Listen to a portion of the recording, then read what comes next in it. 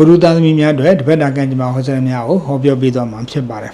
ဗုဒ္ဓသားသမီးများအနေနဲ့ပေါ့နော်ဒီတပတ်တာကာလအတွင်းမှာဆိုလို့ရှိရင်ဒါကံနဲ့ဥပြောရမှာတော့ဗုဒ္ဓသားသမီးများအနေနဲ့6တောက်မှာပေါ့နော်နာနေကျင်နေတာမျိုးနော်6တောက်မှာအကျော်တွေတင်းနေတာမျိုးဒါ6တောက်နဲ့ပတ်သက်တာလေးတွေဒုက္ခပေးတဲ့ကာလလည်းဖြစ်ပါတယ်အထိုင်များသောဗုဒ္ဓသားသမီးများပေါ့နော်ဒီခါကြောတွေတောင့်တင်းတာလိုမျိုးနောက်ပြီးအောင်ကြောအားနေတာလိုမျိုးလေးတွေဂရုစိုက်ရမှာဖြစ်ပါတယ်ဘုရုသားမင်းများအနေနဲ့ဒီတပတ်တာကာလအတွင်းမှာပေါ့နော်ဒီမိမိကမရည်ရွယ်တော်လေးပဲမိမိကိုလာပြီးတော့အပြိုင်ဆိုင်အတိုက်ခံလေးတွေလာပြီးတော့ပြုလုပ်တာမျိုးလေးတွေနော်မိမိကိုတချို့သူတို့ရန်စွင်လေးတွေထုတ်ပြတာမျိုးလေးတွေတိုက်ဆိုင်ကြုံတွေ့တဲ့ကာလမျိုးလေးဖြစ်ပါတယ်သို့တော်လည်းဒီဘက်တာကာလအတွင်းမှာတင်ဟာမိမိအပြည်လို့ပင်တိုက်ခိုက်နေပါစီပေါ့နော်မတိကျိုးကျုံပြုခြင်းအပြင်၎င်းတိုက်ခိုက်များသည်သူ့အလိုလိုပြိုကျသွားမှာဖြစ်ပါတယ်မိမိအနေနဲ့အထွေထူး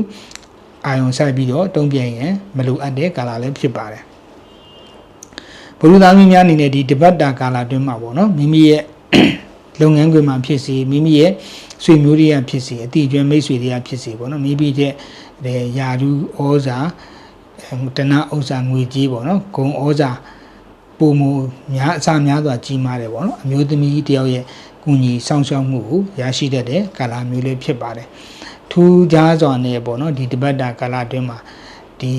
ပန်းတို့မှုပန်းသီးလိုမျိုးပေါ့နော်ပန်းသီးတို့မှုပန်းတစ်မျိုးမျိုးပေါ့နော်လက်ဆောင်ရတာမျိုးပေါ့နော်မိမိအိမ်ကိုရောက်လာတာမျိုးလေးတိုက်ဆိုင်ပေါ်ပေါက်တဲ့ကာလမျိုးလေးဖြစ်ပါတယ်အဲ့လိုပေါ်တယ်ဆိုရင်တော့ဒါအသင်အတွက်အထူးကောင်းတယ်ဒါလက်လက်ပါလဲရှင်လန်းပြီးတော့ကန်ဆာတာပွင့်လန်းစေမယ်ကာလမျိုးလေးဖြစ်ပါတယ်ဘုရားသမီးများဒီဘက်တာကာလအတွင်းမှာဒီအမျိုးသမီးတယောက်ရဲ့အကူအညီဆောင်ရှောက်ကိုရရှိတတ်တယ်နောက်တစ်ခုကကျတော့ထူးခြားမှုအနေနဲ့ဆိုရင်ပေါ့နော်ဒီတပတ်တာကာလအတွင်းမှာတစ်ခုခုဖြစ်ပြီးဟေးဆိုရင်ပေါ့နော်ထူးထူးခြားခြားလေးတစ်ခုဖြစ်ပြီးဆိုရင်ဒါနှစ်ကြိမ်နှစ်ခါနှစ်ခုဆက်တိုက်ဖြစ်တဲ့ကာလမျိုးဖြစ်ပါတယ်ဥပမာမင်္ဂလာဖိတ်စာရောက်လာမယ်ဆိုတစောင်ရောက်ပြီးမကြခင်နောက်ထပ်တစောင်ရောက်လာတာမျိုးပေါ့နော်နောက်အလုပ်လျှောက်လာတဲ့ဆိုရင်လည်းဒီပထမအလုပ်တစ်ခုကအင်တာဗျူးခေါ်တော့မှာပဲနောက်တစ်ခုကလည်းထပ်ပြီးတော့အင်တာဗျူးဖို့အတွက်ရက်ချင်းပေးတာမျိုးပေါ့နော်အဲ့လိုမျိုးလေးတွေ